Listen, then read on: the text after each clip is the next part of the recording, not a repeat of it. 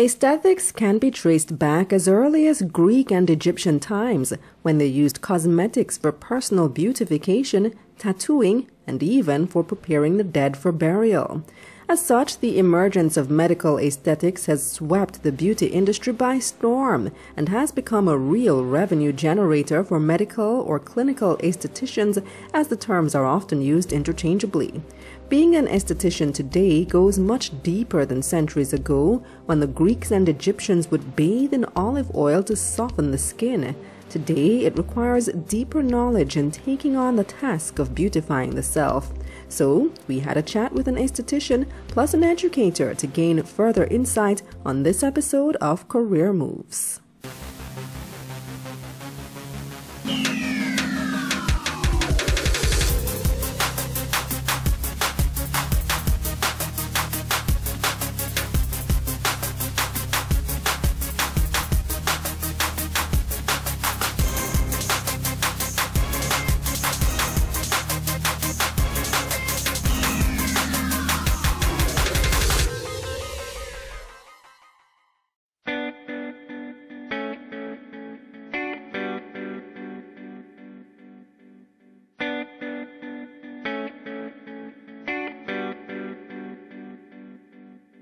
Hi, my name is Michelle Vernon. I'm a licensed esthetician and the owner of Body Studio Skincare.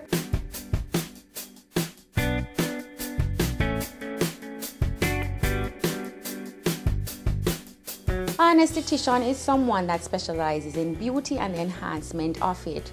We use medical devices, non-surgical, to enhance treatments of the skin and the body. Right now in Jamaica, this field is very limited, so they work in spas, and basically hotel industries don't offer medical services right now. Most spas that we know in Jamaica are more conventional, with massages and holistic approaches and relaxation.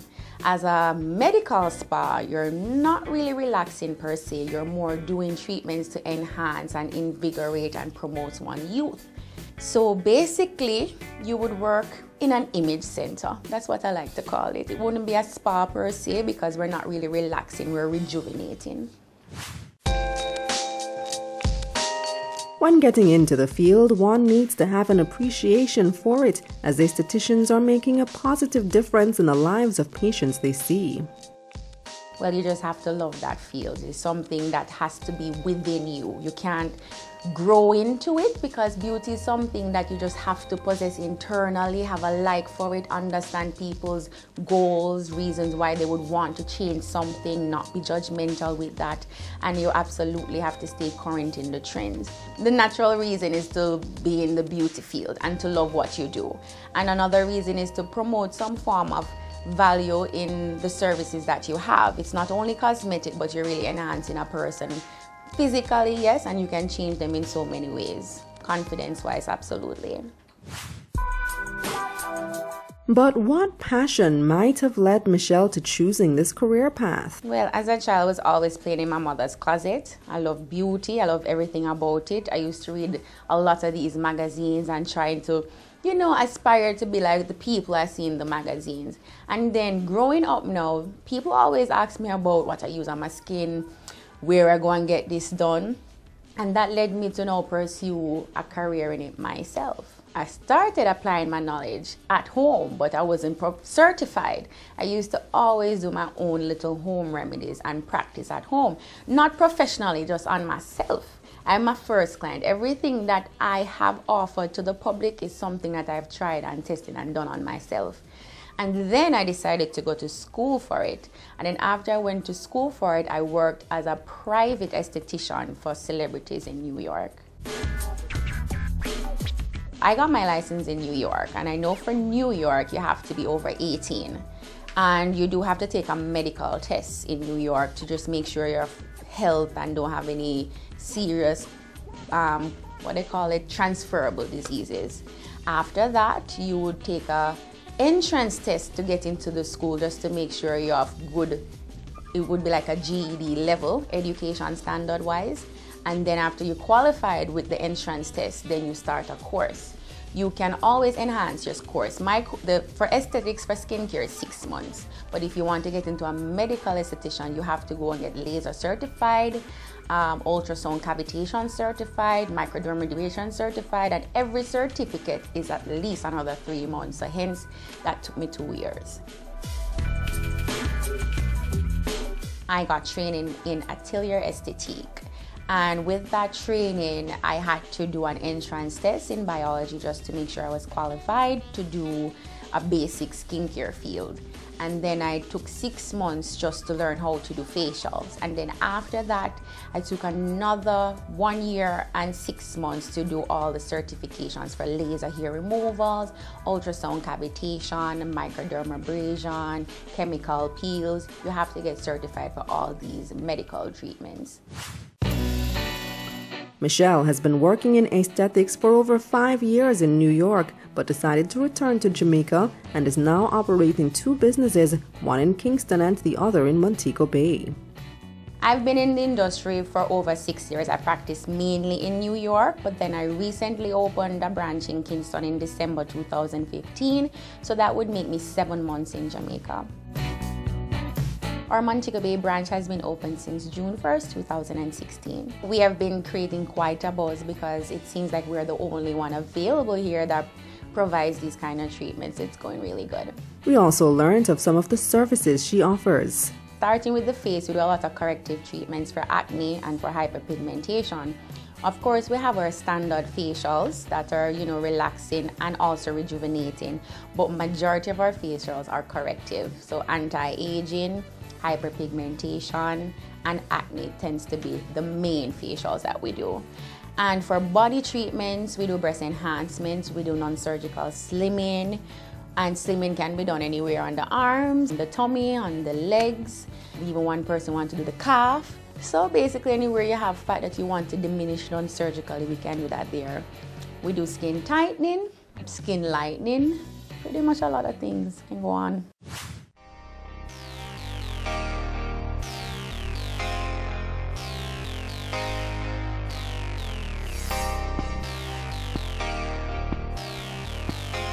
Additionally, she took us through her day-to-day operations. Typically, the day starts with doing consultations. We'll do a lot of consultations just to guide people on what they need to do and even recommend them to other categories of skincare such as dermatology and even dietitians, because sometimes most of the problems that they have are internal and need a doctor to clarify that.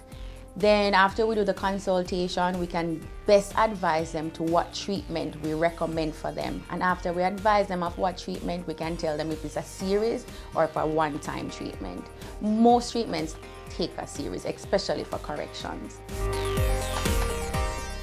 Ultimately, as a clinical esthetician, you're really about the care of the health and welfare of your client, as well as beautifying their appearance.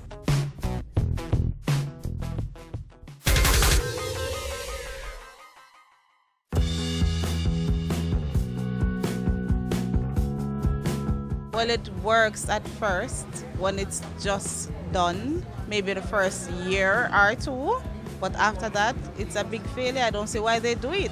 They should quit doing it and appreciate themselves and love themselves. Looks good now, but after there's an effect, don't it? Supposed to, because it's not natural. These are more natural. No. And sometimes it does, but I don't believe in it, no.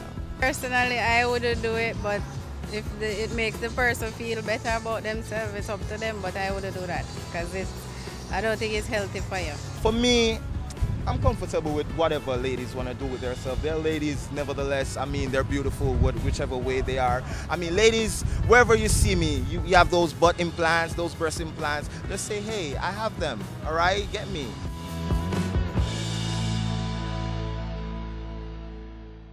Hi, I am Marie Hall-Smith, beauty therapist, educator, and executive director of the Faceplace Institute of Aesthetics and the Faceplace Salon. Requirements to become an esthetician may vary by state, but there are some basic aesthetic courses across the border exploring the science, anatomy, and physiology of the skin. Prerequisites in becoming a medical esthetician would be having an underpinning in traditional spa aesthetics, because it incorporates and involves the understanding of the skin, the histology of the skin, Fitzpatrick skin scaling, which is a way in which you understand the skin's ethnicities and the diversity in ethnicity, especially in our environment and our hemisphere, what's experienced with the different cultures. So we have to have a fundamental understanding as such in skin types and the skin. Also bloodborne pathogens. So there's a lot of underpinning knowledge that you have to have going in, and one of the primary ones is being licensed already as a spa esthetician. The training involves a little higher level training, which includes the use of certain machines, technology, as well as chemical peels that are of a clinical grade but for use by estheticians. Also, we also include some work that you can do along with a medical professional, such as a dermatologist or a plastic surgeon. The training here in clinical aesthetics lasts for 4 weeks. Marie notes that in this field, the use of technology is a necessity. Technology has become infused into the practice of aesthetics, and as such being able to understand the use of these machines and as well as the benefits that they give, because ultimately as a clinical esthetician you're really about the care of the health and welfare of your client as well as beautifying their appearance. The qualification after completing the program for 4 weeks is a certificate in the practice of clinical aesthetics, and as such you would be able to do microdermabrasion, skin tag removal, LED or phototherapy treatments, and these are all non-invasive beauty therapy treatments that usually sometimes can be done on their own, depending on the setting or environment, or under supervision by a dermatologist, a plastic surgeon. So you're really prepared to work in a clinical environment doing non-invasive beauty therapy treatments. If you're interested in getting trained in aesthetics, the Heart Trust Institution is another option. I know that Heart offers training in beauty therapy services, which are, a fundamental and an underpinning. Just like the Faceplace, we are an independent accredited training organization that offers beauty therapy up to level 3. And then, of course, we go on into the clinical programs because of what has been requested by, our past students. It is something that I am not aware of how many people and the scope of which and how they do their training, if anybody does offer clinical training locally, but I know that clinical training is offered here by us to people who possess the relative underpinning to go into that program. And we also usually require 1 year practicum experience. This is not work experience, this is actually 1 year working in the field of traditional spa aesthetics before you can go into or be accepted into the program. Both Marie and Michelle believe that persons in this field are making a great mark in our society. They fulfill a great purpose because remember, everybody wants to look better, everybody wants to feel better, and there is a therapeutic side to clinical aesthetics, and that is the most important part, because as estheticians we really are focused solely on the health care and well-being, of course, and enhancing the skin, enhancing the entire body, and to ensure that your client feels good. And so that's why with clinical aesthetics there is a relevance, because everybody is doing things, non-invasive things through technology. We have the ability now to do non-invasive things to enhance our body's appearance, our skin's appearance. No longer are people going under the knife for surgery, for tightening their skin, because there are collagen and elastin treatments that can be done.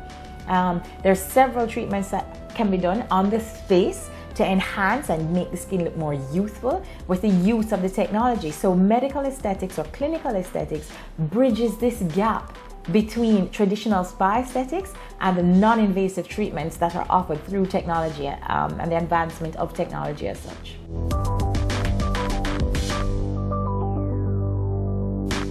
We all know that physical appearance does drastically affect one's confidence, and most of these treatments we are altering, not really altering how one would look, but definitely how one would feel after the treatment. So you're definitely giving someone new value to themselves, new confidence, and just giving them a new outlook in life. So you're definitely helping the society in that regard.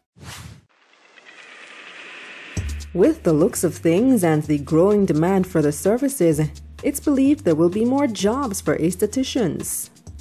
It's a growing industry, it's a growing profession, and there are so many places where clinical estheticians can work. You can work in a dermatologist's office, you can work in a small studio, you can work in a spa. Right now, I think most clinical estheticians that work locally or in our environment now work in a spa or type of personalized studio where they've had the training and then they incorporate it with the use of technology to offer these, non-invasive treatments for the enhancement of their clients.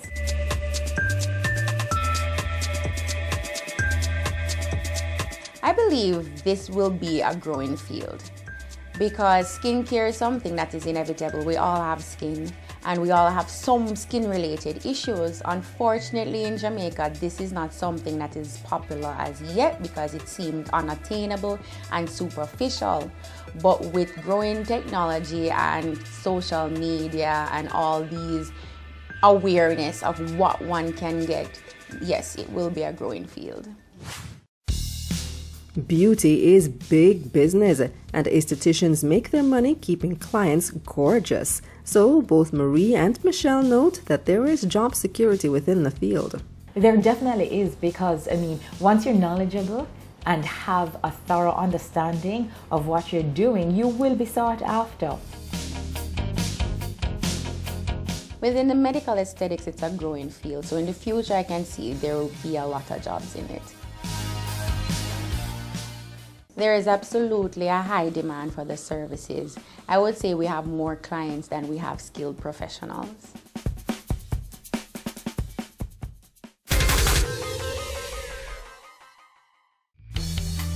An esthetician must know how to properly evaluate clients' skin and then select the proper products, and so we hear of some key skills required. Being in the skincare field, one has to possess knowledge of products. You have to have vast product knowledge, and on top of that you have to know different skin types, contraindications. You have to be very market aware just so you can give the best advice for clients. One of the key skills is the underpinning, and that is you have to have a certain level of care and incorporate what exactly your clients need and what really is best for them based on their skin type and situation. And when in doubt, refer to a higher order professional. And that's why medical or clinical estheticians work alongside with dermatologists and plastic surgeons, because that decision is not solely yours. It's a team that makes the decision on what is best for your client in terms of enhancing their looks in a non-invasive way. Looking and feeling beautiful boosts anyone's confidence, and so the services are said to be in high demand. It is fully utilized. We here at the Face Place Salon, we've been practicing medical aesthetics since, the late 90s. We've always been, in the fore in terms of on the skin, because remember, traditionally we are estheticians, we're spa estheticians.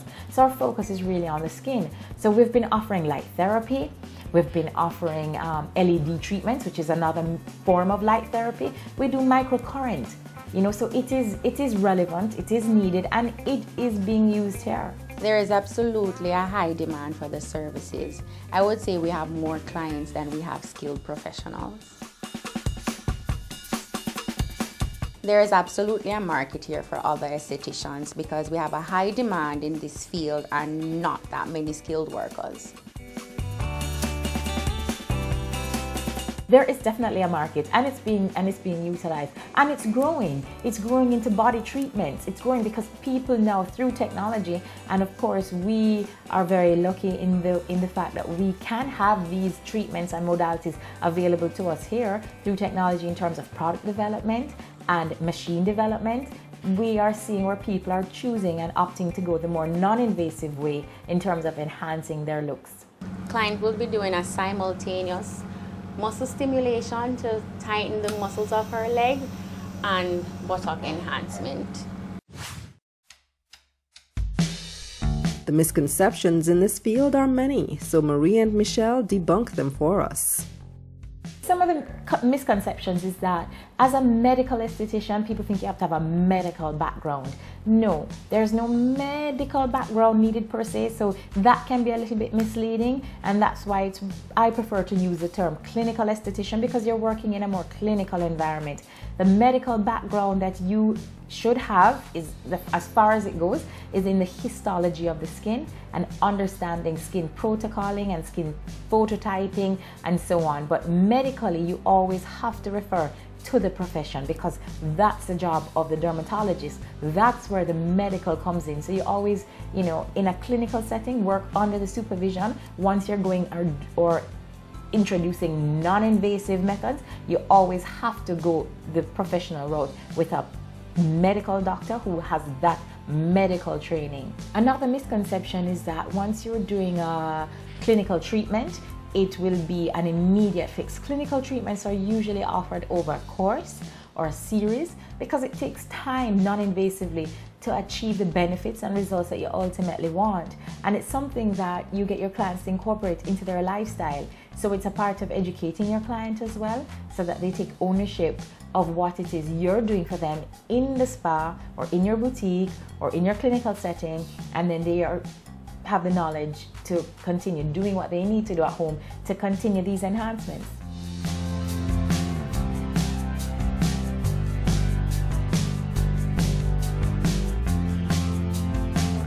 Some of the misconceptions, it's that we are doctors. That is furthest from the truth. Another misconception is that it's painful. That's furthest from the truth. Another misconception is that you just need one treatment in enhancement treatments. That's furthest from the truth. People also might think that the treatments are very expensive, and also people might think that the treatments don't work. You may also be wondering about some other opportunities that may be available for aestheticians. Well, listen up. In this field, there's a lot of room to grow. You can also merge into the skincare line of products. You can start schools. You can do mentorships, or go to those community centers, awareness regarding skincare, deformities, ailments. You can do volunteer services. You can do youth enrichment. There's a lot of growth. Some of the major opportunities that exist are, for example, working in a clinical setting alongside a dermatologist, plastic surgeon, or taking that entrepreneurial step and opening up your own boutique to really, use these treatments and modalities to focus and specialize on this area in aesthetics. The compensation range is pretty broad because it depends on what else you're doing. Sometimes most estheticians start off by just doing traditional spa therapies and then incorporate some medical aesthetic therapies. So it varies, it really varies. But I would align myself in terms of remuneration with that of a spa esthetician, and that can range. I mean, the base usually may start at about 50,000 per month, 50,000 Jamaican per month.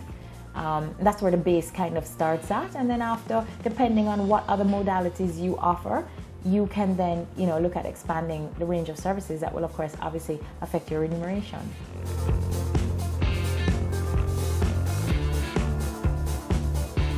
Because this is a new industry, one would have to generate their income based off beauticians, and the industry standards for beauticians out of school would be $8,000 to $12,000 weekly. Both Michelle and Marie believe that the job outlook for 2016 and beyond is looking favorable.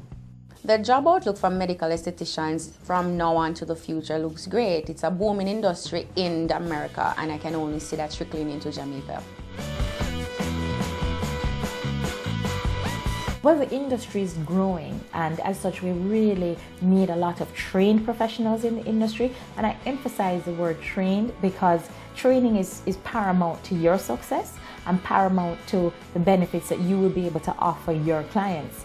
So the outlook is great because the industry is growing. There are a number of spas across the island, and there are opportunities here. And this is another way that nurses can get entry into this field. So there's so many nurses, and they don't all have to migrate. They don't all have to use nursing as an opportunity to go overseas. Or if they do, they can think about clinical aesthetics. Well, if you believe becoming a professional esthetician sounds like the right fit for you, then the advice from both ladies may further solidify that. My advice to students pursuing this field, if this is something you're passionate about, go ahead and fulfill your dreams. It has many rewards, not only towards yourself, but you'll be helping people change how they perceive themselves internally and externally. My advice in becoming a clinical esthetician would be to ensure that you get the right education and training from an accredited institution or organization, as well as ensure that you enroll yourself and engage yourself in an apprenticeship program or work study program for at least 1 year. The fundamentals of aesthetics is so important in becoming successful as a clinical provider of aesthetic services. And then when you complete your year in work study or apprenticeship, it is then recommended that you can pursue a career in clinical aesthetics, and as such you would be able to learn the higher order skills needed, such as microdermabrasion, phototherapy, wart removal, and use of chemical peels that are of a clinical grade, safe to use on skin types without causing any damage to the skin. So having a fundamental knowledge and understanding of the skin is paramount to becoming a clinical esthetician, and as well as once your training is complete, getting the relevant license offered by our national agency here. Getting the relevant license is so important, and once you have taken on those requirements as a professional, the door is wide open and opportunities abound.